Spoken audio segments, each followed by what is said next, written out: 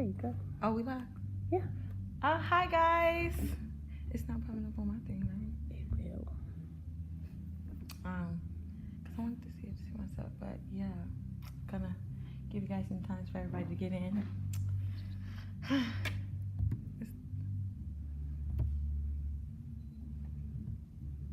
Welcome, welcome, welcome. Isn't that what they said, Carolina Kitchen? Welcome, welcome, welcome.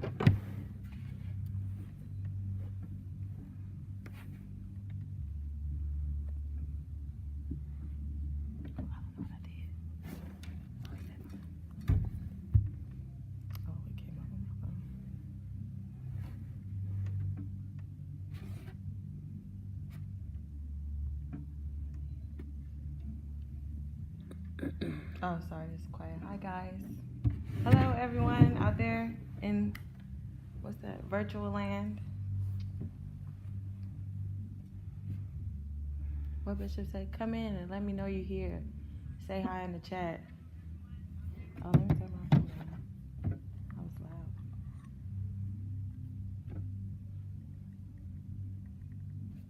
I'm gonna give you guys some more time.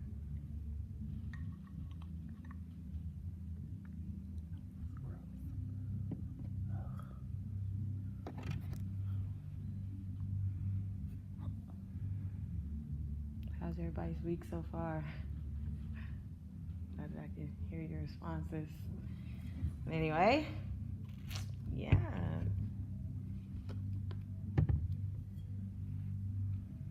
Can they hear you? They should be. Can y'all hear me? I gotta speak louder. Can y'all hear me?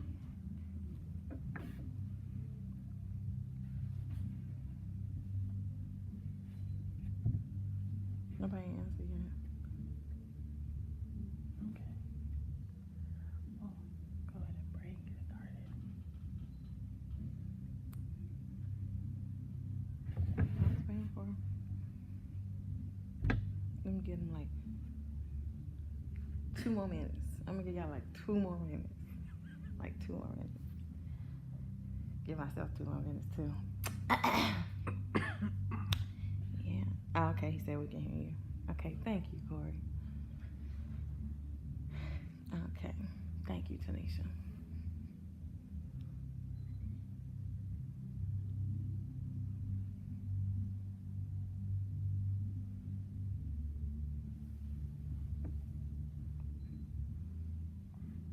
So I'm gonna start at like 7:35, just to give just a little bit more time.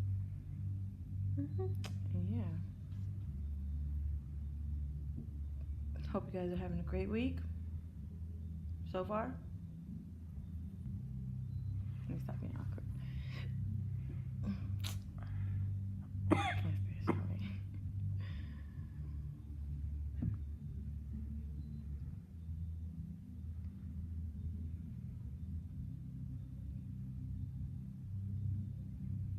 Is it 7:35? No, we still got 1 minute.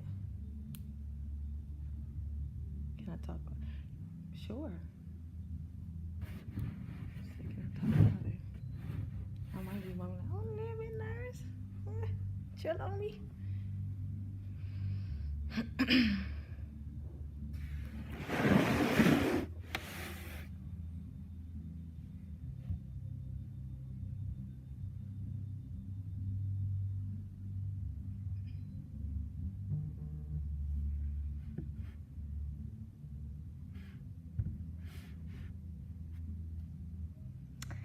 Okay, so I'm going to go ahead and get started. If some of you don't know me, my name is Deaira Lewis. Of course, I attend True Fam. I talk with my hands, guys, so forgive me. But yeah, and I'm going to be giving you guys tonight just a couple of revelations that God gave me. And yeah, so first I'm going to pray in, and then, yeah. Well, actually, I'm going to say, no, I'm going to pray first. So, bow your heads and close your eyes. And I can't see y'all, so I don't know if y'all really doing it, but really do it. Okay. So, Lord, I come to you as humbly as I know how. First, thank you for seeing it fit to breathe breath into me today, for me to wake up and for giving me another chance to get it right. Lord, I thank you for choosing me and allowing me to display and be a reflection of your love and who you are. And Lord, I ask that you take me out of the equation and you do everything you need to do and say everything you need to say. And I love you. And yeah, thank you for this opportunity. Thank you for seeing more in me than I see in myself. In Jesus' name I pray, amen. So yeah. Oh, somebody said they can't hear me. Yeah. I don't know. This better? I don't know if I could talk like this the whole time. But I'm gonna try it. Okay. Can y'all hear me now? Is that better, guys? I need somebody to. Okay. The mic right there? Oh, okay. All right. So, as you guys could see, the title of what I wanted to talk about today was I Didn't Even See You Standing There. And I chose that, or that came to me, because one day I was asking God, I was seeking God about the little things. Like, sometimes, well, not sometimes, a lot of things that we're dealing with now, we ask, like, or we say, and I've been one of those people who say, it's not that deep, or they doing too much, So I chose to use my relationship and the access that I have to God to seek him on the little things. And yeah. So when I went to him, and this is the scenario he gave me. He said, you ever been out in public and you were standing right next to someone and you didn't even realize it was them? And so they speak and they're like, hey, so-and-so. And then your response is like, oh, I didn't even see you standing there. I didn't even notice that was you. I didn't even recognize you.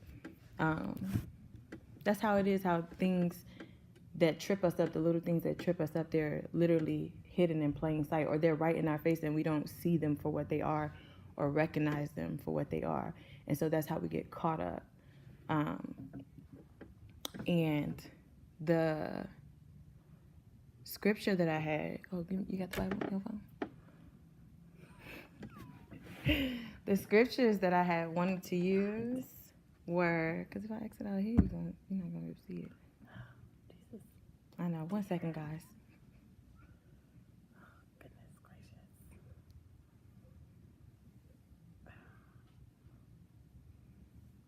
What is the scripture? It is Romans 12:2, which this one is a very common one.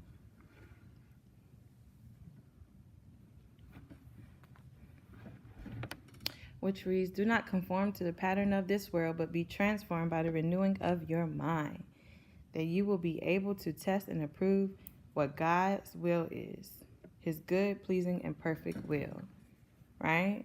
And then I also had Colossians, I think it's already up in my, or maybe it's not. And then I also had Colossians 3:1-8. And this I am going to read in the easy version, just so everybody could understand. And it says, God has raised you with Christ to a new life, so you should want more and more things that belong to heaven. That is where Christ is now. He sits there at God's side. So think about the good things that are in heaven above. Do not think only about the things that are on earth. Remember that your old nature has died. God is keeping your new life safe with Christ. You have that new life because you belong to Christ. One day, Christ will show himself clearly to everyone. Then everyone will see that you are with him. They will see that you are also great like he is. Your old nature likes to do bad things that belong to this earth, but your old nature is dead. So do not do these bad things anymore. Do not have sex with someone that you are not married to. Do not think bad, disgusting thoughts. Do not want to have sex in any wrong way. do not want to do any kinds of bad things, do not want to have many things for yourself. That shows that you worship these things as your idol. God will certainly punish people who do those kinds of bad things. At one time you lived like that. You did these kinds of bad things, but now you must refuse to do all kinds of things like that. Do not come angry with people or shout at them. Do not do anything or say anything that will hurt other people. Do not speak any bad or disgusting words. And that's the end of that, right? And so also when we talk about like the little things that trip us up, I could never understand why people would call them little things, because the little things are the things that mean the absolute most to people. Like, say, like when your significant other buys you flowers and bring them to the house, just out of nowhere, and you're like, oh my goodness, like that was so sweet. And it's the little things, but it carries so much weight, right? And then that in turn also affects how you treat them or how you love them. And because we consider those things little or like benign or minute, those are the things we trip over a lot, because we don't recognize them for what they are. And when I was, like I said before, when I was seeking God about these little things, he showed me the words snowball effect. And what is the snowball effect? I'm glad you asked.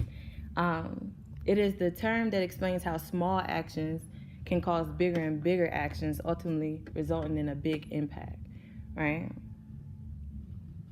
And so then I had a question. Well, there was a question. This was a question before everything hit me first, okay? Just want y'all to know that. So it was a question that it was like, why don't we give God at least the same amount of respect that we would give our significant other? And so like when learning new things about God, people tend to say, and I've been wanting to say like, oh, it's not that deep, it's so little. He's not worried about little stuff like that. But in reality, he really is. And it's like you say little things like, oh, if you say you're married, right? And your husband says, oh, I know that man is a friend of your father's, and I know you've been going there for years to get your car fixed, but I don't like the atmosphere that those people like, and I feel like they get over on you, so can you not go there? You know what I'm saying? And out of the respect you have for your husband, you take that into consideration and you'll go somewhere else, or you'll stop going to that place, right? Or even as a husband that may ask his wife, like, or the wife may ask the husband, like, she is not trying to just be your friend. I don't like how she, I see her intentions. Even if you don't see him, I don't see him. So can you just limit communication that you have with her? And out of respect for that relationship, for your relationship with them, you give that and you back away. And for me, I just can't understand how we make stipulations when it comes to God. Like we're so willing to give up this stuff for people, but when God say, hey, I don't want you to go there no more. It's not that deep. It's just a store. But if it was your significant other, if it was something else, you would gladly give it up for them. So you're giving this person more loyalty than you give God, which is like profound to me, because I just like, but you say you love him, right? Y'all say y'all love this man, right? But anyway, I was gonna say, hold on, sorry. Oh, so this is what I was going to say as well. I was going to say, I have a little sister who identifies as a pansexual, which means they're not limited in sexual choice or regard to biological sex, gender, or identity.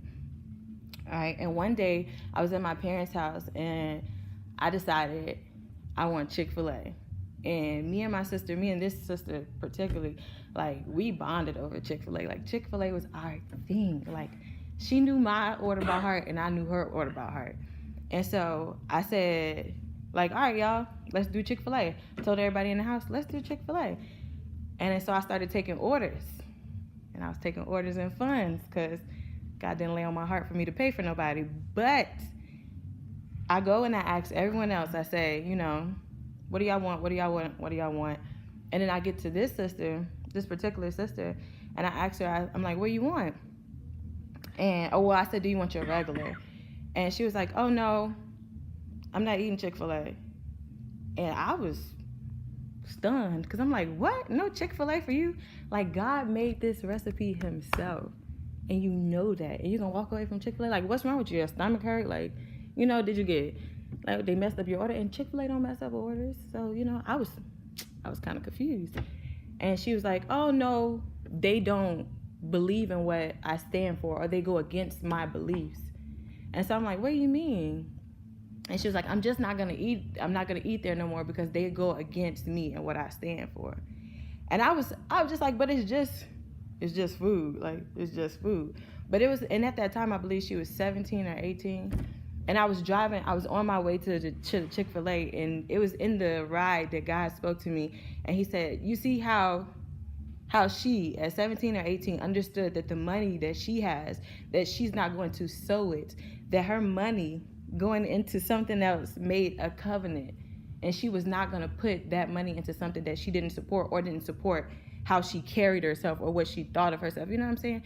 And it was the fact that she understood that, and then God told me, that's how I want you about me. Like, that's how I want you to ride about me. Like, no matter what it is, if I say it does not serve me, get rid of it. Like, there's no excuses. Just get rid of it. And it was beautiful to me that my sister, that she could stand on not eating Chick-fil-A, because I love Chick-fil-A. But it was so beautiful that she could stand on not eating Chick-fil-A because it didn't serve her, or they didn't serve what she believed in. And, and I was just like, the little things. And it's like, so God told us, he say, don't do this because this causes a covenant, or don't do this because this causes a covenant. And we're like, oh, it's not that deep. It's not that big. But then we part our lips and sing a song that says, take everything. I don't want it. I don't need it. I just want you, God. And then when he tried to take it, then y'all don't want to give it up, and y'all make stipulations. The contradictory. Like, like even with animals, like people will not buy certain products because they test them on animals and they feel like that's wrong. So they take away their support, or they, in other words, boycott, which is withdraw from a commercial or social relation with a country, organization, or person, right? And people will boycott things because they don't agree with what's practiced by those people, or their laws, or their rules. And at this point, people are giving animals more loyalty than they're giving God. It's beyond me. Too much? No, not enough. Okay. But they just give them I don't understand. It's just me. I don't understand it. But anyways, moving on.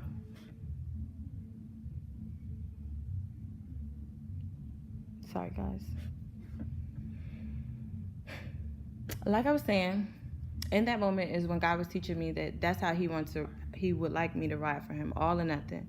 So if that means, I don't know, if that means I can't drink Starbucks no more, and don't get me wrong, because I miss the dragon fruit refreshers, like, hands down. Not you had to get it with the lemonade though, but I miss it so bad. But if he tell me don't do it, so be it. It is what it is. Like, if he say, this is what you're doing when you put your money into that. And these are things that God has shown me myself, like through my relationship with him. And so if he tells me not to do that, then so be it. I'm not going to do it. And everybody knows, sorry guys.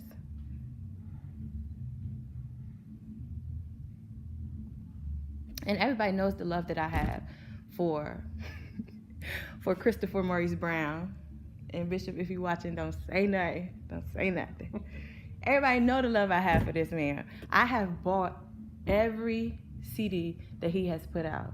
Well, up until probably 2 CDs ago. Give or take 2 CDs ago. Yeah. But I have bought every CD that this man has put out. And I won't buy another one. I will not buy another one because I'm sowing into something that doesn't serve what I believe, that doesn't benefit what I stand for. You know what I'm saying? And so, and Chris Brown, I'm just being honest, I love you, and please don't call me because I'm on Bible study. We could talk about it later. But anyway, you know what I'm saying? But it's just like the fact that, I don't know, I hope that makes sense to y'all. That makes sense to y'all? Anyway. which takes me into the music world, well, the music and the media world. And these are things that God has revealed to me. And anybody that knows me knows music is like one of the biggest parts of me. One of the biggest parts of me. I wasn't selective on the music I listened to either. Like, I listened to all genres. I listened to a little classic, a little orchestra. I played the cello. I listened to everything, like everything, hip hop, R&B. Like, I was so good with music that you can give me a song and I can give you the artist, the album, the year, and if somebody sampled it. Like, Lil Mike called me a jukebox. Like, it was music was that embedded in me, and it was so crazy. And I used to say that music was my remedy, and it was insane. And I used to say it was my remedy because God revealed to me that was that my love for music had me in a chokehold. And God revealed to me that it was idolatry, because the way I worship music, I ran to music before I ran to God. Like, something go wrong, and I'm going to go put on some songs that go with whatever I'm going through. And half of the time, it wasn't nothing that I needed to listen to anyway. But once God was able to reveal these things to me, once I got out the chokehold of music. And it's not surprising, the things that he's shown me, considering who was over the music department in heaven. It's really not, like, it's not a shocker. But I used to be one of those who said music didn't affect me. It doesn't affect my mood. Like, people doing too much. Like, I'd be like, I can just listen to music and it'll be just that, when that actually really wasn't true. Because like I said before, I would listen to music that went with my moods. So, and a lot of people call my playlist bipolar, because they was like, it switches up to a little bit of everything. But as soon as I was mad, we about to 187 on somebody. I'm about to play some Ludacris, throw them bows. I'm knucking if you buck. Like, who raised me? I know, right, y'all? But anyway, I was refusing to recognize it for what it was, as it was right in my face. Like, right in my face. And I was just like, it's not that deep, right? And so God revealed to me in a dream. And everybody knows that I have like one of the best gifts when it comes to kids. And so in this dream, I was saving so many kids. I was going to places, and it was a school, and I'm just saving these kids, and I'm in an ambulance. And I'm in the ambulance, and the lights are flashing, but the siren not on. And so I'm telling the man, I'm like, what you doing? Like, let me turn my siren on, because when I turn my siren on, they gonna know I'm coming, and I want them to know I'm coming. And I feel like that's kind of self-explanatory as I say it, and not having to break the dream down. But I get to this classroom where it's this little girl, and this was one of the specific little girls that I need to save. And come to find out, the little girl was me. But I get in there, and she's sitting with these two women. And the women, like, they're being kind of harsh to the little girl. And so I walk in, and I'm like, yeah, I'm here for her. I'm supposed to get her. And they're like, oh yeah, we were waiting on you. Now, initially I was watching from the window, and like, people were trying to come to get the little girl, but they wouldn't let her take the little girl. And they was like, we were waiting on you specifically to come get this little girl. And I'm like, okay, so give her to me. And it was like, and this is how I knew music had me in the chokehold, because it was like, all of a sudden, I just got thrown into a chair, and I was sitting in a chair, and the arms of this spirit went around my mouth and around my neck. And then it had another arm, and it was digging its arm in my side. And it started whispering in my ear. And it was like, I was in love. It said, your mother was in love with me. I had your mother. Your mother was in love with me. Your father was in love with me. And it told me, I'm always going to be a thorn in your side. And anybody that knows, it's the scripture that talks about the thorn in your side. And it was like, I'm always going to be your thorn in your side. And I heard music start to play. And that's how I knew it was music as well, because I heard channels of different songs just changing in my head. I'm like, dang. Like, well, I woke up and I was like, dang, God, like, I ain't know music had me like, dang. You know what I'm saying? But yeah, that's actually how he revealed it to me, of how music it had me in the chokehold. And so once I had that dream, God began convicting me about the things that I say, out of my mouth, and the power of the tongue. And once I began to pay attention to what I say, I then began paying attention to what I would sing, right? And so I'm going to give you guys another thing that he showed me. I had this song that I would sing my heart out to, and don't judge me because I have an old soul, okay? And it's called Somebody Else's God by Jocelyn Brown. I believe it's pronounced Jocelyn Brown. And she sings, she says, I can't get off my high horse, and I can't let you go. You are the one who make me feel so real. Ooh, what am I supposed to do when I'm hooked so on you? And then she said, and I realize that you're somebody else's God, right? And I used to sing, I was singing that for years since I was little. Had no business singing the song, but I would sing my heart out to it, right? And one day, I went out, I was on a date with this guy, right? And I found myself liking this guy. He was a cool guy. I liked him and everything. And this was probably about our, I want to say give or take like our third date. And when we were, while we were out on a date and I'm sitting across from him and we're eating, I see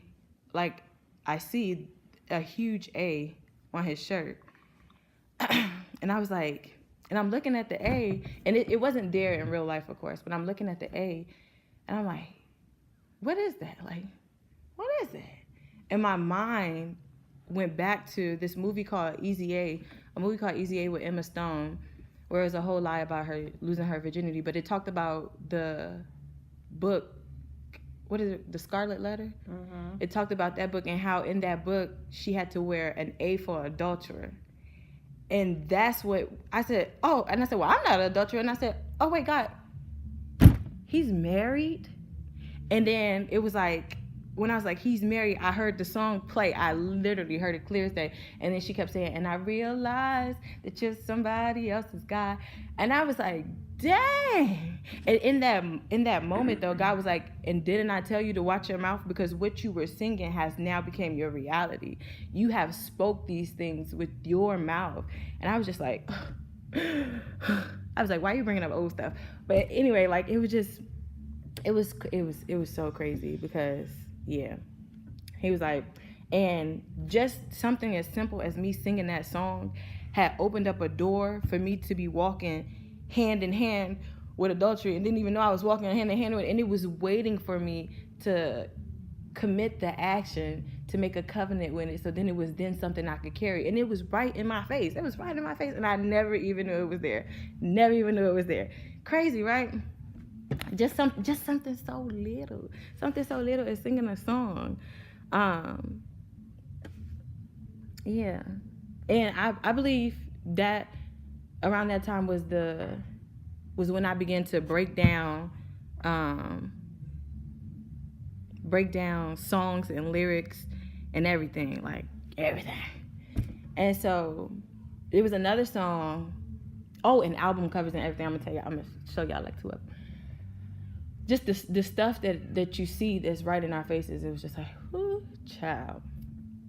But there's this song by Luther Vandross called Promise. And he goes like, promise me and promise that you'll leave me never. It's like I was in love with the song, right? And the definition of promise is a declaration or assurance that one will do a particular thing, right? And so some synonyms for promise are pledge, vow, oath, contract, or covenant, right? And me paying no attention that I was making this declaration, and that's another song I was singing for years. And that song, like I felt like it would pull on my heart. Like, and I don't know if that makes sense, but I could listen to the song and it just seemed like it just did something to me. And I just like, whoa, you know what I'm saying? Like, and I never knew that singing that was putting me in a covenant with that song, and whoever I sung it to was I was tying myself and vowing myself to people with my words by singing this one song to them. And then I'm wondering why I can't leave this man alone. while I'm singing Luther Vandross to him. I'm like, I'll never leave you, I promise, you know. And I was like, and I talked myself into this. Like I did it to myself, literally. Another song was like, Shirley Murdoch, Can't Go On Without You. And she said, because you left, my world has come to an end. First of all, your world should not end because nobody leaves. But she said, and she goes on, she say, what did she say? Because you left, my world has come to an end. I don't know. Did she say that you came back? And then she said, now I know there's no way that I can go on without you. There is no way that person should be your everything, so much so that you're singing those words to them, because that's entirely too much power that you're giving somebody. That's ridiculous. That's then idolatry. That's what it is. That's what it is. So yeah, I would also say let's not even get started on the obsession that I had with the Bone Thugs. So it went Michael Jackson, Chris Brown, Bone Thugs, right? That's dude. I loved me some Bone Thugs. That's actually how I had got my nickname, which was Buddha, because they had a song called Buddha Lovers, and so my daddy combined his love for me and his love for weed and gave me the name. You know, crazy, right? He set me right on up. But everybody knows, or if you didn't know, Bone Thugs, they're extremely, or they were extremely heavy in witchcraft. Like if you go watch their videos, they have crystal balls, they have Ouija boards. They had an album where if you took the little, you know, back in the day, the albums had the paper in it. So if you take the paper out and you hold it up to the mirror, it's a ritual on it. And if you read it, I don't know what happened to you if you read it, but I wasn't trying to read it. So, you know, and yeah, if you look at the Bone Thugs album covers, there's not one album cover that they have, not that I believe, that doesn't have skulls on them. And most of the time, skulls mean death or poison. Yeah. But I don't think, now that I think about it, I don't think there's one album that they have that doesn't have skulls on it.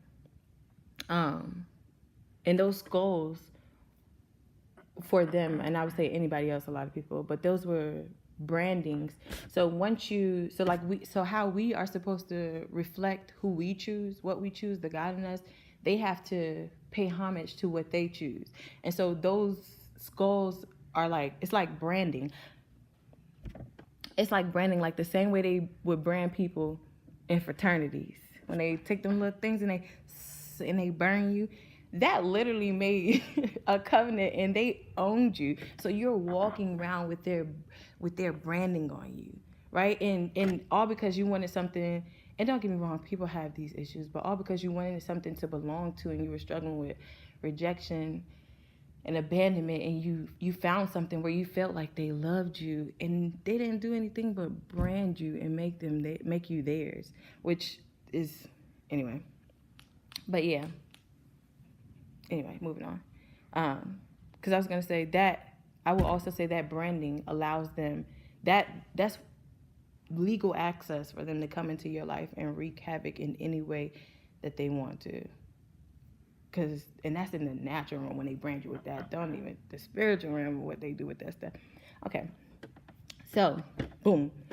Then going into the lyrics of some of the songs I listened to. So I was a huge Biggie fan, Eminem, Jay-Z. I mean, like, I am a truck, speakers, like, and any of y'all that know, like, I ride around with my speakers, my woofers, boom, boom, because that's just how I am. So I needed the music to, you know, because I used to, you know what I'm saying? But it's this song called What's Beef by Biggie. By Biggie and Eminem. And so when we talk about certain things like what's in our faces that we don't even pay attention to, there's a verse in that song, not a verse, there's Eminem's verse.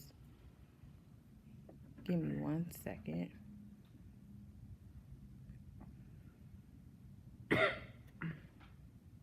There's Eminem verse where he starts off, And like you know, because you know how we hear how they eat humans.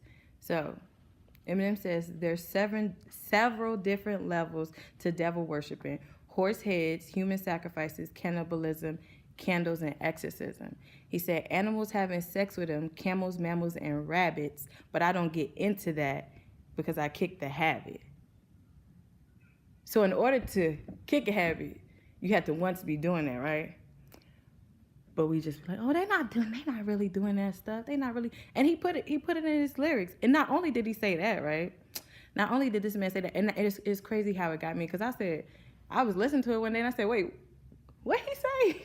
And I had to rewind it back, right? And not only say that, not only did he say that, he said, and I never eat you unless the meat looks fresh. And these are his lyrics, right? These are things he said, which is profound to me. And we still don't, in a sense, believe that it's there, that they're actually doing these things. Like he's putting it for us to. And I was listening to it because I was the weak of the strong who got it going on. You know what I'm saying? And I was never even realizing that I was putting that stuff into me. And you are what you eat. I don't care what nobody say. You are what you eat. You are what you watch. You are what you listen to. You are what you eat, period. And Chris Brown has this song, and I love Chris Brown, and I really don't want to. And I love Chris Brown. He has this song called Yellow Tape, right? And in the song called Yellow Tape, hold on, because I believe I got that too. Because I just want to, don't play. I ain't want to play the song. Y'all be like, ooh, she playing the song. But, excuse me, guys. In the,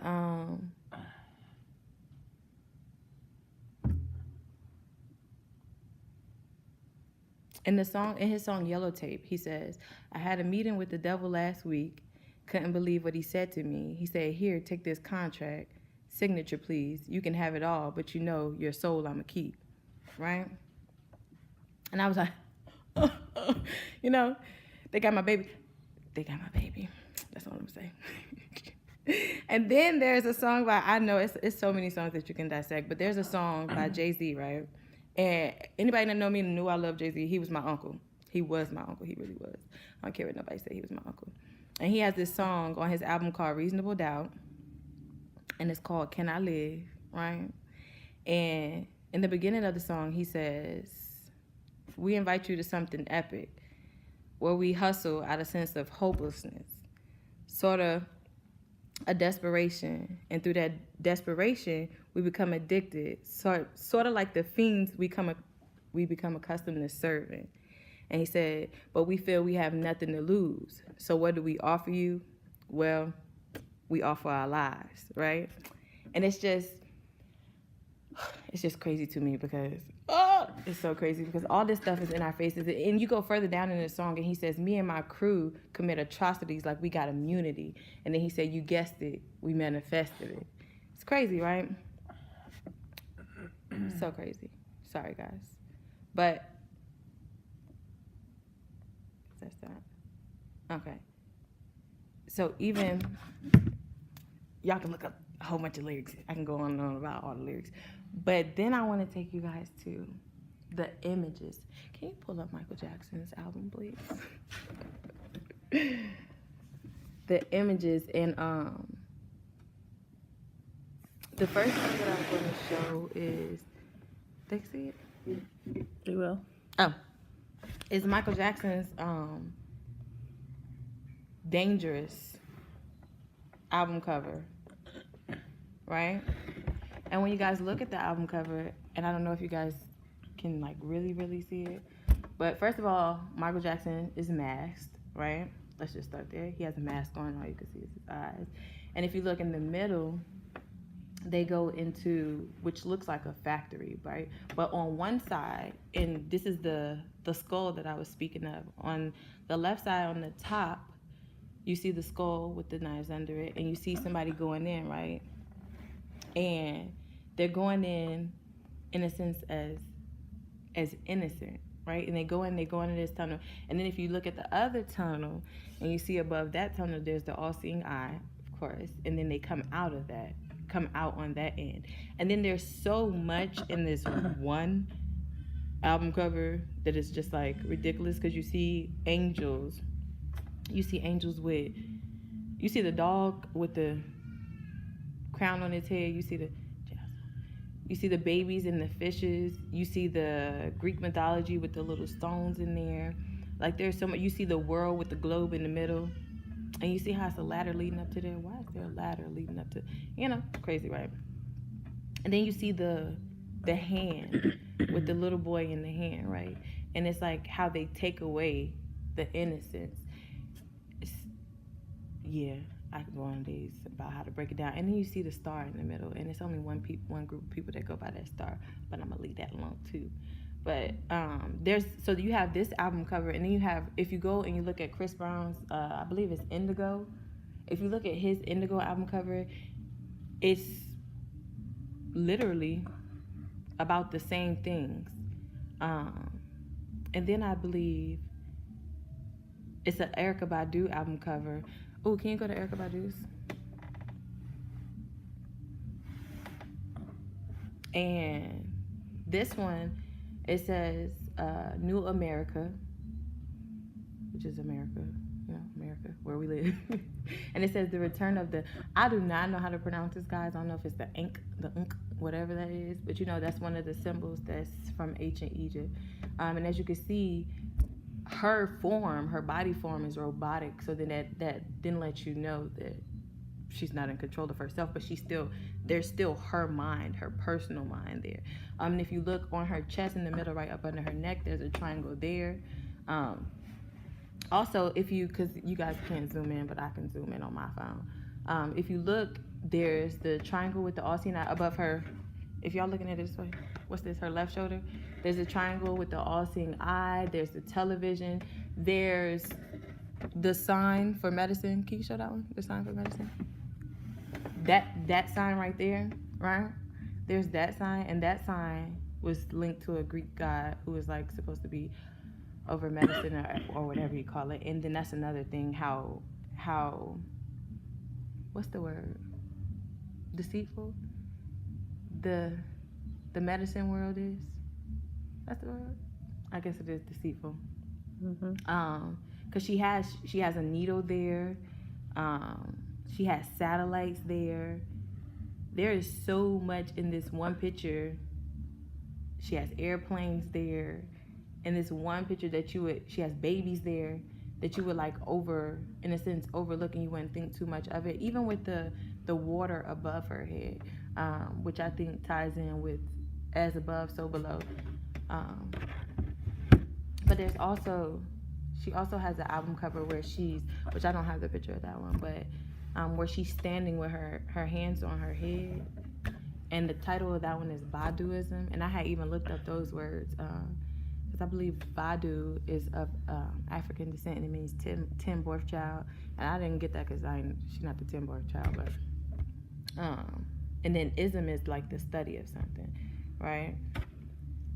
And you put together, well, there was an interview where she talked about she put together like things that she took from different places and kind of, in a sense, created her own, which doesn't make sense to me, because how you create your own and that just don't make sense to me.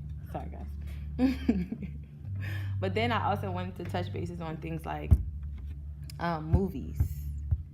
And so, and going back to how Eminem said we eat people, and how you hear, like, it was Betty White, right? And they asked her how she stay alive so long, and look so young. She said, because I eat children. And people take it so lightly that she says that, but that stuff is really true. And I was like, even so much so that it's put in one of the most revealing places that people think is not so revealing is Disney. Because if you get a child and you plant this stuff into them as innocence, that's like the easiest way to control them. And if you think about movies like Monsters, Inc., where they fed off of children's fear, then it's not as far-fetched as we think it is.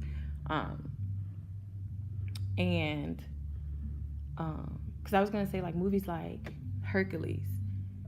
I was absolutely in love with Hercules when I was little, right? I was so in love with it. And that's what drew me to Greek mythology. So much so that that's the reason why I got a tattoo of an owl on my side, and it was supposed to be Athena beside the owl because I was in love with the goddess of Athena because she was a goddess of war and wisdom. And of course, I had to denounce that because the ultimate wisdom and everything comes from God. But it was just the impact that movie had on me that made me want to go and research these gods. And then I fell in love with her, got the owl. I never got to get an Athena because every time I tried to schedule an appointment to go get Athena, something always happened to where I couldn't get the tattoo. Well, I ain't gonna say something always happened. He had my back because he was like, you don't need that.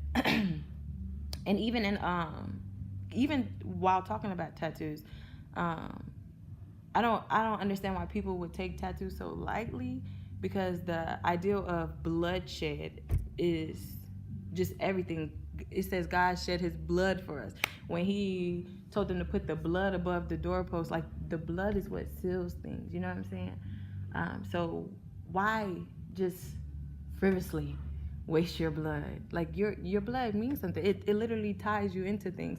So if you sit with somebody, like the guy who did my first tattoo, when I got my first tattoo, first of all, let's just start there. When I got my first tattoo, I got it out of a sense of rebellion because my daddy told me not to get it. And it's just something about when somebody tell you can't do something that you're like, yes, I can. Watch me.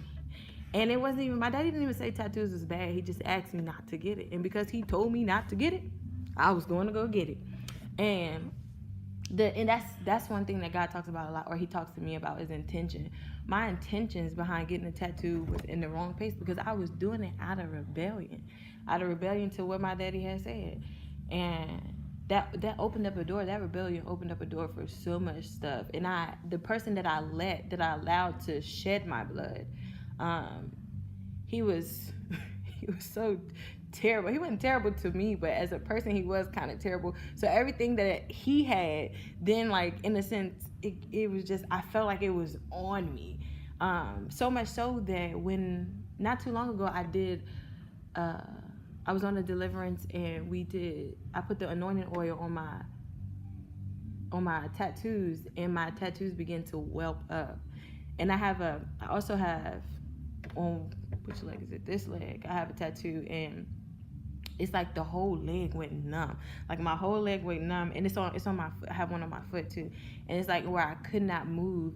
And I never even knew that the things from that, like the things that he believed in, the things that he stood for, and he was the one who was tattooing me, or any of the other people that did the other ones, I was literally coming into agreement with them by shedding my blood, by letting them do these things.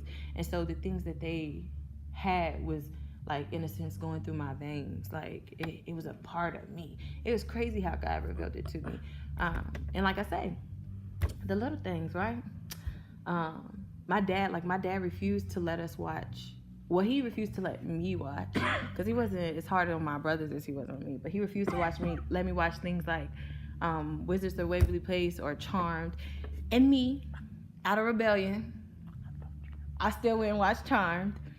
And in that time, I was trying to find myself, and I had a lot of life instances that was causing me to try to find myself. And when I watched Charm, I felt like it resonated with me. I felt like I was Phoebe with a Prue attitude. Like, you couldn't tell me that white magic wasn't a thing, right? And you couldn't tell me that I was not gonna be a good witch. I'm telling y'all. I just knew I was going to be a good witch. I was about to go buy books and just learn all this stuff. And it's not that I didn't know to stay away from witchcraft, because I had family members that practiced witchcraft, and my daddy kept me away from them. My grandma didn't let everybody do my hair. She like, yeah, not give my baby. But it's not that I knew. It was just because a sense of belonging. I felt like I belonged. I felt like that's who I was. Like, this is it. Like, I feel people's feelings, and who was that? Prue, or was that Phoebe? Phoebe was the empath. She felt people's feelings. She was seeing things, and then Prue was just, she was just hardcore. So, and I was just like, I felt like this is where I belong. So that, in trying to find myself, able to be enticed by that, and it just drew me in, and it was crazy. It's crazy. I mean, thankfully, I never went too deep into it. Yeah, I never went too deep into it. But coming back to things that are hidden in plain sight. Now that I have the knowledge that I have, I'm able to look back at things. Like, I went to a Mary J. Blige concert before, and it made no sense. Like, thinking about it now, it made no sense. Like, she's singing, like, you are my everything. And there's a Egyptian head with fire in the eyes on the screen. And I'm like, what do that got to do with the song you singing? But now me knowing is they have to pay homage to those things that they sold their self over to. So you have to show your brand of how you branded yourself, right? And it was like, even, and I want to say there's no way that somebody should be your everything unless it's God. But, because that's idolatry. But it was also a point in the show where she performed, what was it? Where she performed No More Drama. And to the natural eye, y'all would just think she was up there just giving a performance. And she was up there, she was screaming out, she's like, I'm tired. And I could see her being tortured by spirits. I could see her on the stage with the spirits being tortured, and she's screaming and she doing this. And to the natural eye, it looked like she just putting on the show. And at the end, she throws herself on the floor and everybody clapping, and I'm like, like, what y'all clap? Y'all don't see sis up there getting jumped? Like, what? It was crazy to me. Even when I went to see, like, I seen Bow Wow in concert, and on his screen he had like these speakers, right? And the speakers was like boom, boom, and he had the triangle with the eye in the middle, and you would think like people would be like, come on, this Bow Wow, but don't play with Bow Wow like that, because he held it down for when he was 8 years old. He was running some stuff. Nah, but anyway, it was just the fact that he still had to pay homage to what owned him. So no matter how they sneak their way in there or how they put their self in there, they're gonna make their self known, right? And I went to, no, that's not what I was gonna say. Oh, this is what I was gonna say. Got it, guys. I know where I'm at. I was gonna say, so I watched, which I don't watch too much TV anymore, because I believe you are what you eat. But I watched, what is it called? Hocus Pocus 2, right? And when I was little, I was in love with Hocus Pocus, because I would run around and I'd be like, a dead man's toes, and I would always call everyone Zachary Banks, you know, like, I loved it, right? And so I watched the second one, and I just wanted to see what was there. You know what I'm saying? Now that I have a new understanding of things, I wanted to see what was there. And it was a couple things that I got out of the movie that was literally in our faces that we would never pay attention to, because in the beginning you see how Winnie and her sisters, they were literally pushed out of their village for being different, and that caused rejection. So then that caused them to go into the woods or whatever. And in the woods, which they basically pushed them right into the hands of the enemy, but because it was this religious village, but and they pushed them right into the hands of the enemy. And in the woods is where they were approached by the witchcraft, and the witch even tells Winnie, like, she's like, you know, it's your temper. And she tells her, like, your temper is what makes you so powerful. And her anger is what opened up a door for her to be accepting of that. Her anger that came from rejection allowed her to go into that place where she felt like she belonged. And she took her sister, and she became obsessed with power. They became obsessed with power. But going on throughout the movie, um, she became, okay, so that's the word, gluttony. She became so overcome by power, and she wanted to be the most powerful witch ever, that there was this one spell that you just you weren't supposed to do. And they never told you why you weren't supposed to do it, but they told you you couldn't do it. And because she became so, whatever the word is, that she wanted power so bad, she performed the spell. And at the bottom of the spell, it says, in order to get what you want or to obtain this level of power, you must sacrifice the things or things that you love the most. And that's one thing that really stood out to me, because if you pay attention to a lot of these artists that are making it big, there are close people that's dying to them. Like Megan Thee Stallion, right before she blew up, her mama died. Like, we just had Kanye West admit that his mama was a sacrifice. You know, in order to gain the power that you want of this world that is not our world, you have to sacrifice. Nothing comes without sacrifice. Even in God, like the prophets, as we have to give up a lot of things. We sacrifice for the love that we have for God, but nothing comes without great sacrifice. So in there, and they were telling her, and that's why they told her not to perform it. And she actually ended up having to, the one thing, not knowing that she did this spell, and she didn't know that the one thing that they were going to take, which was the thing she loved the most, which was her sisters, which was crazy. It was crazy, yeah, because you don't even know.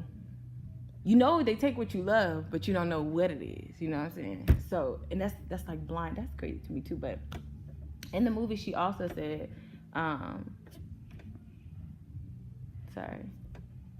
in the movie they talked about how they went out for Halloween, and there was like a group of people, and the group of people weren't listening to them, right? And so she said, "Oh, I got it. Let's put a spell on them." And she said, "Okay, let's go." And y'all know what they did? They started singing. And then I heard, wait till y'all learn that the spells are cast by rhythm and rhyme. If you ever paid attention to how somebody cast a spell, it always got rhythm and rhyme. So then you know how Bishop tell us, oh, music, it can teleport you to places. That's because they put you in a trance because it's a spell. Duh. Right? It's crazy, right? It was so profound to me. Like, it's just like, right? And it was the fact that once they started singing to them and they got everybody dancing and everybody swaying on the same beat, they said, now take us to this person. And the people just began to lead them to the people. And I was just like, yeah, I was blown away, right? It was just like, right? And I was like, but it made so much sense, because going back to like how I talked about how I sing songs and how I put them out of my mouth, I was putting spells on myself that I never even knew that I was doing to myself. It's crazy, right? And the music can really teleport you back to memories because it's a spell. It's crazy, right? Ah. No, I'm just kidding. And so, hold on, let me catch this. Which also made me want to say, when you watch movies, right? When you watch movies and you're watching a movie and then they get to a sad part and they could play an instrumental, right? And that instrumental immediately begins to tug at your heart, right? And then you find yourself crying. You're like, I don't even know why I'm crying. That's because the music is put in the frequency of the heart. And people don't want to look at that either. Music has frequency. Music, the frequency of music. So I actually learned that by watching a interview with Janae Aiko. Is that how you say her name? Something like that. And she told her mom, and I can't remember who it was. I believe it was Imani. And she was like, Janae, music kind of make her like kind of sad and stuff like that. And I was like, yeah, do that to me. Like, it put me in this and I like that. You know what I'm saying? But she said in the interview that she puts her music in the frequency of the heart. So that's why it tugs at your heart. That's why even without words, you can put the music in the frequency of the heart and it pulls at you.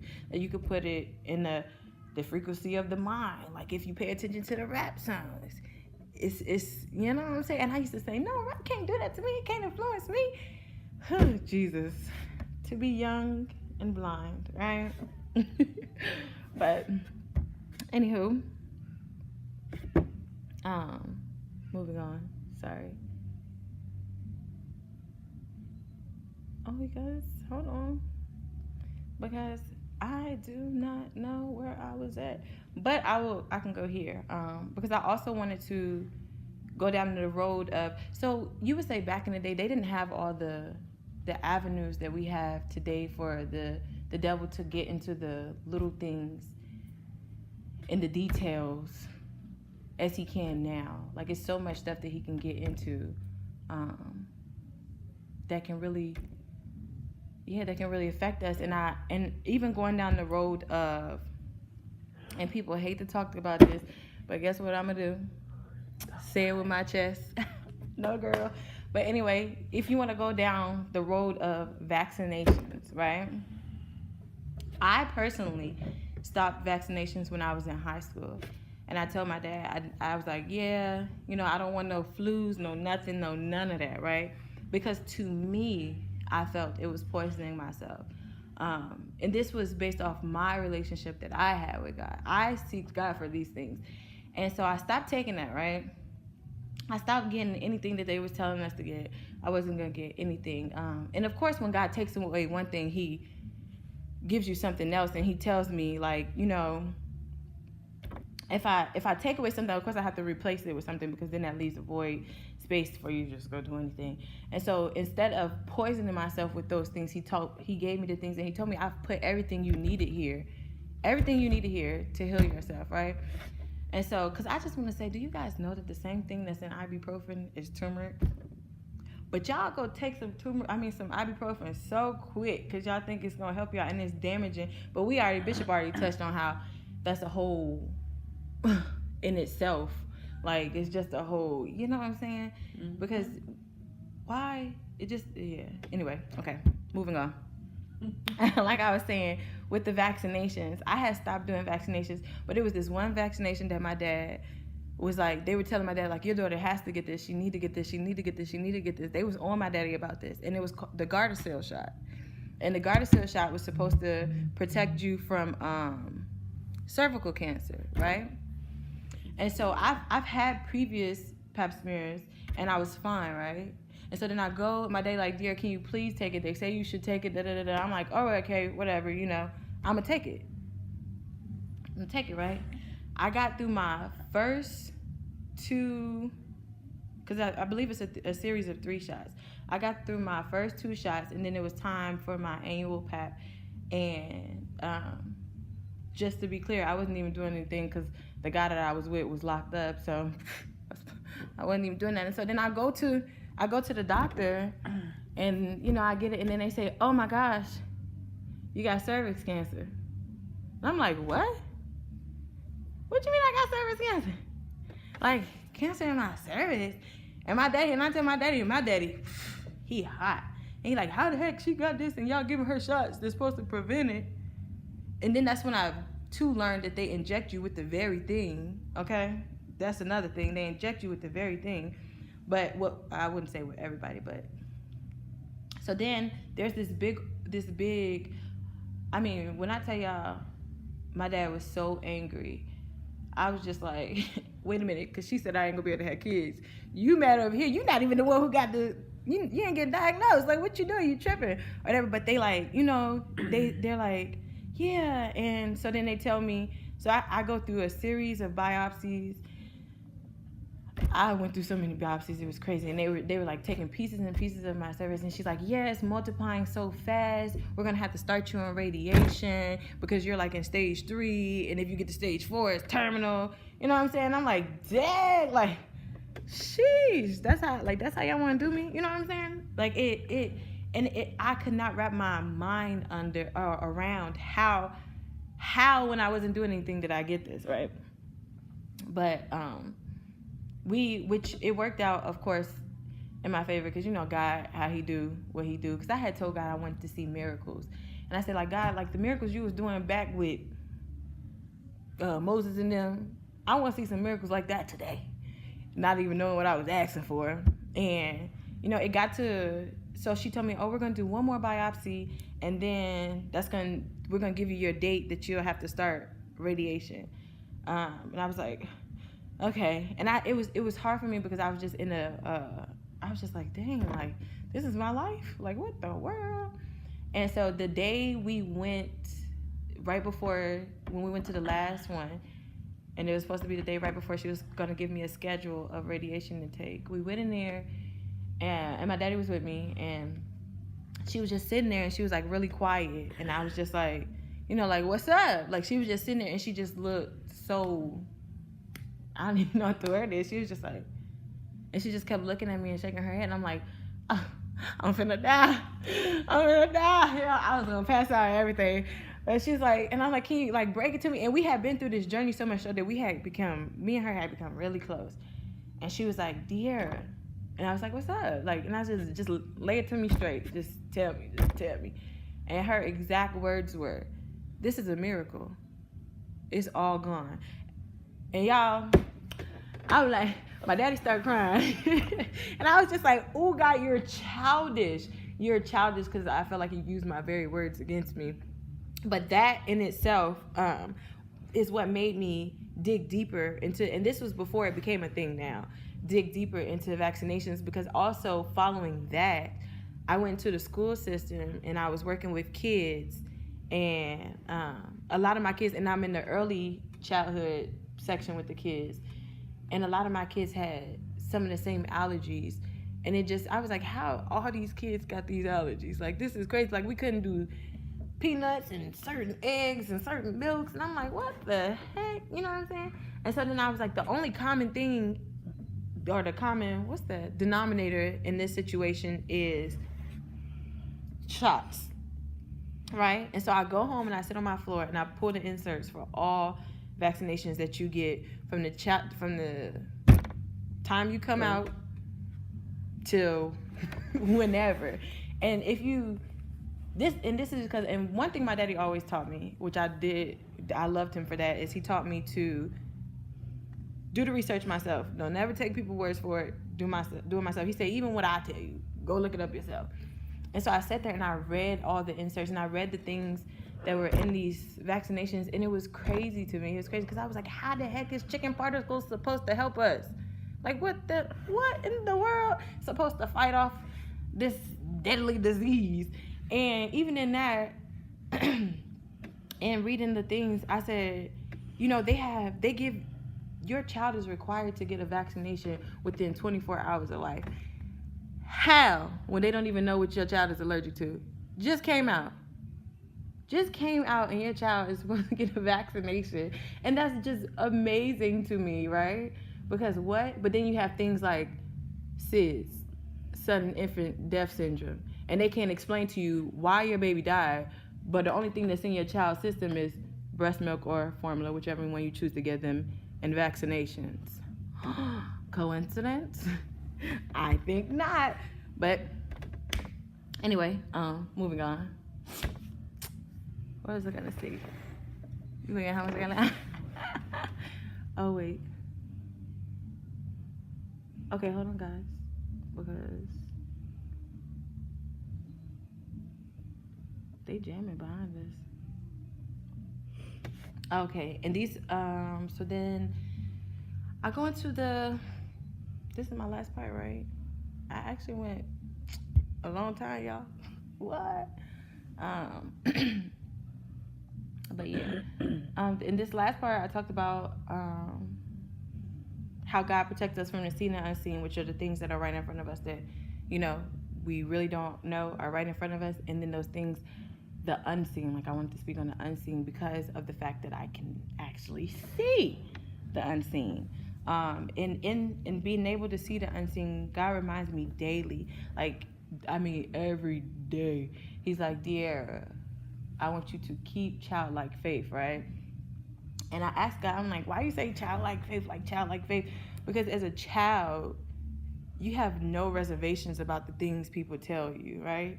You'll believe it, and there's nowhere you can't take a child. There's nothing you can't show them, right? And I was just like, dang, God, that's so tight. And even as a children have little to no control over their life. You entrust somebody else with your life. So that was just amazing and stuff. Y'all can have that. That was free. And that's what they were saying. But that's why he reminds me to keep child life. And that's, what's that, like Matthew 18? Go look it up yourself. Don't take my word for it. I think it's like Matthew 18. But also what God has been drilling into me outside of being intentional is cause and effect, which is also the things that we can't see that are right in front of us. And once you learn what happens in the natural realm is just in a direct effect of what happens in the spiritual realm, then you will look at things a little bit differently. And so I had some example of some things that God showed me as far as cause and effect of things that we don't know it are there, but they're there. So like one of the things that he showed me was, what is that called?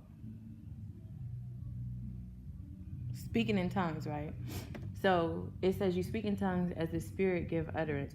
So there are times where I can see the Spirit ignite in the person in the spiritual realm and in the natural realm as the manifestation of that Spirit igniting in the spiritual realm. And then you have the cause of the Spirit ignites, and then the effect is the speaking in tongues that the Spirit give utterance, right? And so another example of things that we don't know are there, except for people, I guess you could say people as seers. I was working at this school with kids, and it was picture day. And in the spirit sense, in the spirit realm, I was uneasy, but I could not figure out why I was uneasy. Like, it was like I was alarmed. And I'm looking around, I'm like, all right, what we alarmed for? What we alarmed for? And there was a guy who just happened to be the photographer who walked past me. And I never put it to the fact that it was him until a little bit later, because he came in the room and I'm setting up the chairs. So my kids are like over here by the door, and I'm setting the chairs up over here so they can sit down and we can take our pictures.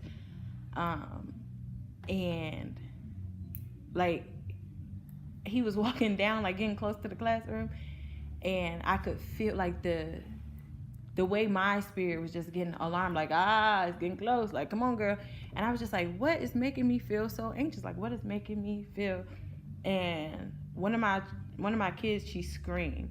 She just let out this scream, and she was Russian, y'all, and she spoke no English, which was crazy. But we were teaching her how to speak English. Her parents were teaching her Russian, and she let out this scream, and I just naturally I ran over to her to see what was wrong, and she has her eyes closed and she's pointing, right? She's pointing and she's pointing. I turn and she's pointing at the photographer, and she's just like, I don't like it, I don't like it, I don't like it, I don't like it. And when I look at him, in the natural realm, he looks like a regular person. But in the spirit realm, he had, if you guys know how cameras have the circles on the front, and that's how his eyes were. On both eyes, he had the rings around the eyes, and they were sunken in. And I immediately heard like child pornography. And it was crazy to me, because I was like, dang, God, you ain't have to drop it on me like that. But he's like, it's okay, and y'all, I popped that man so hard. I was like, don't touch my kids. Matter of fact, give me another photographer. We ain't doing it like that. I was like, yeah, as a grown woman, I popped a grown man. But I was like, yeah, we're not doing that. We're not doing that. And she spoke no English, but she said, I don't like it, I don't like it, I don't like it. And I was like, oh yeah, no, not in here. And I also had, which is why I would also say I love the gift that I have for children, because it allows me to cultivate and help them feel like they're not crazy, because I needed somebody to help me feel like I wasn't crazy seeing things. My grandma did, though. My grandma, shout out to my grandma. Love you, Betty. But I had a child, and it was nap time, and he was looking up at the ceiling, and naturally you like, dang, why you won't go to sleep? What's your issue? It's nap time. Close your eyes, go to sleep. You know what I'm saying? Mm-hmm. And that's in the natural realm, but in the spiritual realm, he could see spirits on the ceiling, right? And so I asked him, I said, like, Liam, why you won't go to sleep? Like, what's up? What's wrong? And he's like, Miss Deaira, I see them. They're up there, and it's like they're trying to get to me. And though I can't see, I couldn't see them, I knew he wasn't crazy. You know what I'm saying? I was like, all right. So now, me being me, I put my little oil on my hands, went around, touched my little doors and stuff like that. And I prayed, and I was like, God, I bind what is ever in here, and I lose peace, I lose love, And my grandma taught me about minding and listening too. So, shout out to her again. But yeah, and so then I went back to him, and I said, Liam, what they doing now? And he was like, oh, I can go to sleep. They're tied up now. I was like, I better have some power. But anyway, like, it was just the fact, that I was just like, the things that happen. Because I also want to say, like, when it comes to things like road rage, there's been times where I've been walking in my house at nighttime and I will see a spirit sitting in somebody's car, literally waiting for them to come get in the car in the morning. So it's like, oh yeah, we got frustration in the house right now, and they gonna piss you off. Then you gonna come get in the car, and then you got road rage in here, and then they gonna tag team with you. And then you wonder why. You know what I'm saying? Stuff that we don't know is in front of us or watching us or following us, which is kind of like monitoring spirits as well. That we don't pay attention to is actually there, if that makes sense. Yeah, and I also see, like, I be seeing spirits that be standing on corners like dope boys, for real. Like, this our corner, like, this is our territory. You know what I'm saying? And it's just, because you'll never even think they was there. It's crazy. I know I have a lot of encounters. Like, I have times where I know I'm supposed to say something to somebody, so I get ready to text them, and it's like a spirit of intimidation that breathes down my neck to be like, you better not. And I'd be like, and watch me. At first I used to be like, should I send it or should I not send it? I don't really want to deal with retaliation because I said what I was supposed to say. You know what I'm saying? But, yeah. And, I also want to say how, like, one time I was asleep, y'all. I was asleep, and it was something in my room, and it didn't make me feel uneasy, but I knew it was there. I knew it was watching me. And so, like, I opened my eyes, and it's just like a spirit walking back and forth because I got a canopy bed with the little bars and the bars up top, you know what I'm saying? And the spirit was walking back and forth across my bed, and it was just looking at me. And I heard monitoring spirit, and it was like, we just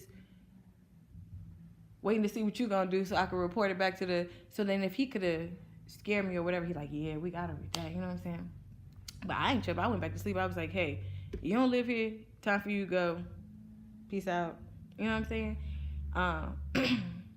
And I would say the little things like the people that you let in your house.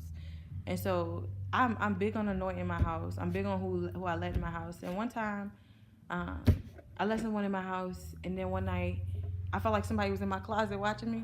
I felt like I couldn't sleep, and I'm like, what in the world is going on? Like, I just want to go to sleep, you know what I'm saying? And y'all, them things jumped me, because I had these twists in my head that was long, and they were pulling me by my hair. Now, to the average person standing in my house, you would think I was crazy. And my legs were wrapped around the bar of my bed, and it was like yanking me by my head. And I was screaming in tongues. So I was like, y'all not about to take me out. All because I allowed someone in my sanctuary, basically. It was crazy. It's like, but you would never know that stuff is there. The little things, the people that you interact with, things that you do, the doors that you open. And yeah. So, what I was going to say. Oh, y'all, guess what? I'm like to the end. So I was going to say, I know finding all these things out makes us, as believers, makes us feel like we can't do anything. But that's actually not true.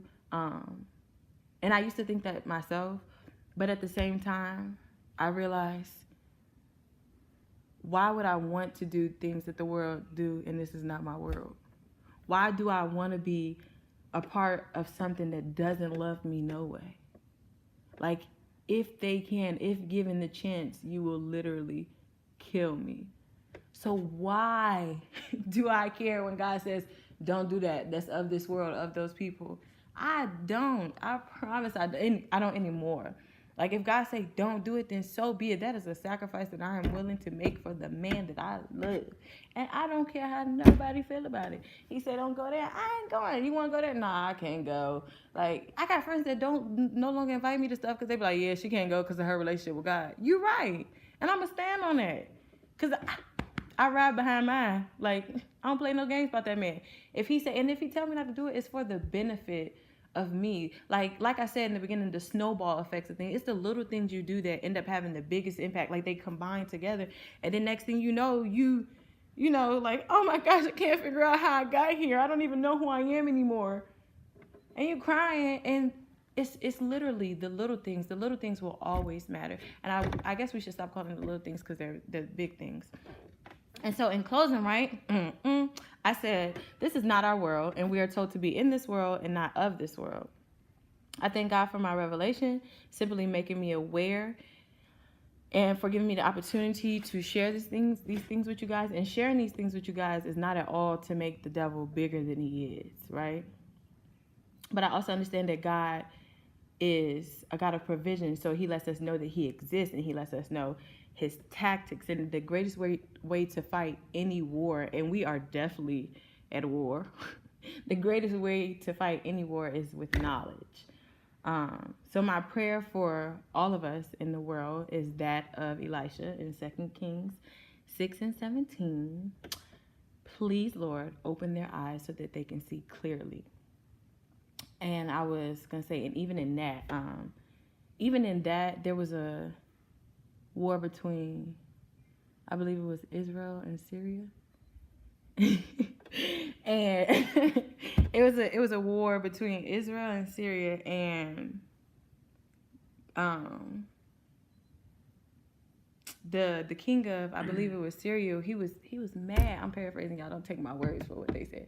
They ain't say it like this, but this is how it came to be. He was mad because he went to his people like, hey, which one of y'all is a snitch? Because ain't no way this man know everything we about to do. Like, he know everything. And then one of his officers told him, he said, nah, they got a prophet over there. And the prophet tell them everything. He said the prophet tells them every detail, even the little things that you say in the secrecy of your chamber, meaning even the things that you say in the secrecy of your room, the little things that you say, he knows, because God gave him insight. And that's all God is doing with the little things, is giving us insight to the things that trip us up, so that we can make it to at least the bigger part of the war, so that we don't get taken out in the beginning of the war. You know what I'm saying? And I'm sorry, because I was going somewhere with that. And I was just going to say, and I love that he's a God of provision. I love that he gives us a heads up. I love that he never keeps us in the dark. And then furthermore into that, right, once they was able to, like, block all the attempts, you know, where they was like, oh, we're going to get them there, and then, like, don't go there because they're going to be there. That's what Elisha was telling them. Don't go there. They're trying to get you. And even in that, when they got to the place where Elisha's servant opened the door and he seen them there, and then Elisha prayed that prayer. He said, God, open his eyes so he can see. And when God opened his eyes, he seen that the very people that were surrounding them were surrounded by God. So never to get it confused that the war is already won. We still got to fight, though. You still got to do your part in, you know, fighting this war. But the war is already won, because well, at least me, I'm on the winning side. I know whose side I'm on, okay? I'm gonna stick with him. and whatever I do that I gotta eliminate to stay on that side, it is no problem for me. And this is by no means a saying that I am perfect, because Paul said I die to my flesh daily. And that's why I thank God for deliverance, because, woo. And I remember somebody asked me, they said, you know, if you got deliverance before, why are you going to get deliverance again? And I said, the same reason I took a shower yesterday, but I'm going to take a shower today. Because just because I took a shower yesterday don't mean I'm not open to getting dirty again. Like, I die to my flesh daily. Every day I wake up, I have to choose. I have to choose to fight. I have to choose to, you know, not be tricked by the wiles of the enemy. And it makes it even the more easier to fight this fight if I'm already getting a heads up on what he doing, or what he trying to do, or what's going to trip me up, or what he uses. You know what I'm saying? So, yeah, I think I'm done, guys. uh, I don't know if you guys. It actually was not that bad. I was nervous, y'all, and it wasn't nervous because I'm scared of y'all. Because I'm gonna say what I gotta say, and I'm gonna say it with my chest. Y'all ever hear on live when y'all hear somebody at church and y'all hear somebody say it with your chest? That's me. I'm always saying it with my chest. But I was just a little nervous in my own way. You know what I'm saying? Because this is the first time that I did something like this. Whew. But yeah, I just wanted to, Desiree Hush. I just wanted to, give you guys my revelation, the things that God shared with me, and hopefully it can help y'all, and hopefully y'all know some of the tricks, and and if y'all got any questions, I guess y'all can ask me any questions y'all want to ask. Yeah.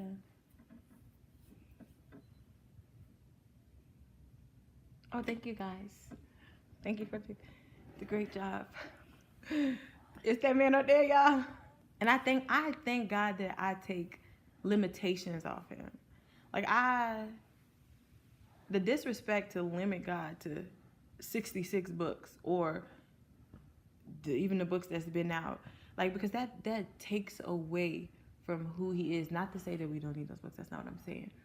But just I would say that just don't put no limits on God, because if you don't limit him, there's nothing that he can't show to you, nothing he can't reveal to you. Don't take my word for it. Go seek him yourself and ask him, and he'll show you. That's what the relationship is for. He'll show it to you in a way that it registers to you. These are just ways he shows me. This is how he deals with me. And yeah. So, I'm Pam said, on a scale of 1 to 10, how important is the music you listen to? If 1 being a little bit and 10 being a lot, I would say a 10, because you are what you eat. You are what you put into yourself. You are what you feed yourself, and hopefully you feed those things. So if you're supposed to be, because I would say that too. The music I've listened to has changed how I've dealt with people. Because the stuff that I used to listen to used to be real hard body stuff, and so that's why I always was like, ew, get away from me, But now I feed myself the love of God, and I'm able to. People tell me now that I'm the most understanding person that they ever met, and it's crazy to me because at one point I was never that understanding, but it's because of what I fed myself, and then that then comes out of me. If that makes sense. So I think what you listen to is very important. What you watch is very important, because it becomes a part of you. And you can't get in the pulpit and preach something about not fornicating, but then you at home talking about my mind is telling me no, but my body is telling me yes. Like you gonna be fighting that urge because you listening to that. Like, feed yourself what you need. And sometimes we don't even want to feed ourselves those things, but I'm telling y'all, feed yourself what you need, not what you want.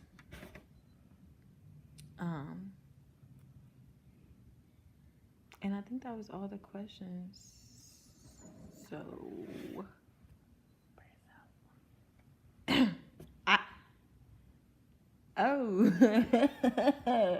woo.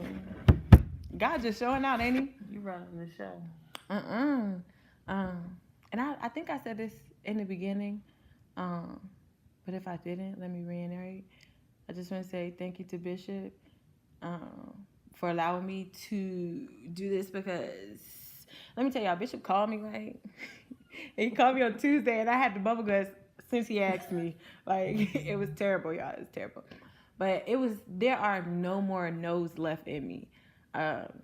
So even before he told me what it was, he like, I need you to do something. I'm like, all right, cool, sure. He like, well, you don't want to know what it is before you say sure?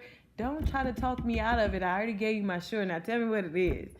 And yeah, there's just no more no's in me. So I wasn't gonna tell him no anyway. It wasn't a fast yes, but it wasn't a no either. So I appreciate you for pulling the things out of me. I know already that the things he gives me are things that I'm supposed to share with others because it helps you fight. You know what I'm saying? So I appreciate you, big dog, and shout out to my pastor, first lady too. I love her. And yeah, that was all I was gonna say. Oh no, because I was gonna say the stuff that you listen to. Boom, Aunt Pam. Oh wait, because Wayne asked me a question. Oh. Okay, so I was gonna say Aunt Pam. Going back to how important the things that you listen to. I play the song that I play every single day is "In Your Will" by Men of Standard. And that's actually because I fed that myself that stuff. That's actually why I was able to say yes so quickly to Bishop, because I tell myself no matter what it is, where you tell me to go, what you want me to say, what you want me to do, I'm gonna do it because I promise you, I made that covenant that I'm staying in your will. And if this is what you want me to do in your will, then I'm gonna do that. Yeah. And what is I see you, Wayne. What is some of the most important advice you can give to young adults? I would say don't be so closed-minded, and don't not think that the older people, everything they did wasn't wrong. They do have wisdom, and they're there to teach us some things. And then a lot of other things you can go to God for yourself with. But I would say don't forsake the wisdom of those before us. And like I said, you can always fact check it to God. Like if they tell you don't do this, be like, God, am I not supposed to do this? Because that's what I did. That's exactly what I did. He like, don't go to Starbucks. Don't go to Starbucks. And I went to God, and God, and He revealed those things to me of why. And it's just, I'm not gonna argue with Him. I'm not gonna argue with Him, because if it just make this walk just a little bit easier, yeah, then so be it. And Wayne asked me, how has witnessing deliverance changed my outlook in the spiritual realm? I would say, I don't know, because I've seen it all my life, but it's just first of all, it's when I see deliverances, is one of the most beautiful things I've ever seen. To watch how this lady was being delivered, and you call the angels on them, and you're like, angels, come get them, and it was just like, all this for her, just little old her. Like, that's how the Spirit was like, all this for her. And it was like, yeah, all that for her. Like, that's how God's stepping behind her. That made me cry. Like, that was one of the most beautiful experiences. And for me, because I'm a see it to believe it type of girl, for me to see that is something that nobody can ever take away from me. That is an experience that nobody can ever take away. You can never not get me to believe that deliverance is real, because I've seen it with my own eyes. It's been done to me. Like, I had deliverance on myself. I'm not better than nobody, so I need deliverance too. I've had a lot of things that I never thought were open doors that was revealed to me in my own deliverance. So much is like, you would hear me say, I ain't scared of nothing. And in a sense, I wasn't. But I still had a spirit of fear that was embedded in me that happened from and God showed it to me when I was a little girl. He showed me the address, the house, everything from when I was a little girl. And when it entered into me, and it had me so paralyzed that even when they was touching me in the deliverance, I couldn't move. Like, I was just stuck. And they like, you don't feel me touching you? No, I don't feel you touching me. I can't move. I feel like I'm paralyzed with fear. And it was just like, that's the importance of deliverance, because if I didn't get delivered from that fear, then I wouldn't have been able to sit right here and do this, you know what I'm saying? So, yeah. Deliverance, I believe deliverance, like, I believe in deliverance. I believe it's needed. And I would also say, I know I got a lot to say. I would also say that God, when I seek God about deliverance, He revealed it to me like this, like, a piece of chicken, right? And you marinate the chicken. And so I'm marinating the chicken in teriyaki sauce, right? because I want the teriyaki flavor. And so I'm the chicken. I'm not a chicken, hold on. But I'm the chicken. And I've been marinating in this teriyaki sauce for 27 years, right? And so now that I want to change up the flavor and maybe I want to be jerk now, you know what I'm saying? I just can't take the chicken out and then those things are that taste is removed. Like there's a purging that has to go through, and not just a simple purging because it was marinated for so long. There's a purging that has to go through that will pull these things out, and that's what deliverance is, like, so that you can now change, and the renewing of your mind and all that, just renewing of everything I am. So now I'm jerk chicken instead of teriyaki. You know, I got a little spice to me, but I always had a little spice to me. But yeah, y'all get what I'm saying. But now it's time for me to pray out. So, oh yeah, thank you guys, and I'm gonna pray out. Bow your heads and close your eyes, and even though I can't see y'all better do it. Okay, so Lord, I thank you for this opportunity. I thank you for being able to show your people how profound you are. Lord, I ask that whatever was exchanged in here, it be used to glorify you. It's used to make them come closer to you. It's used to make them ask you more questions, because that is what you're there for, to reveal yourself to them, to reveal things to them. Lord, I pray that I always keep a yes, even if it's not a quick yes. I pray that I always keep a yes in my spirit, to do the things that you want me to do, to say the things that you want me to say. I thank you for just choosing me, really. I love you. I'm madly in love with you. And in Jesus' name I pray, amen. All right, guys, I'm out. That's all, folks. Cut it.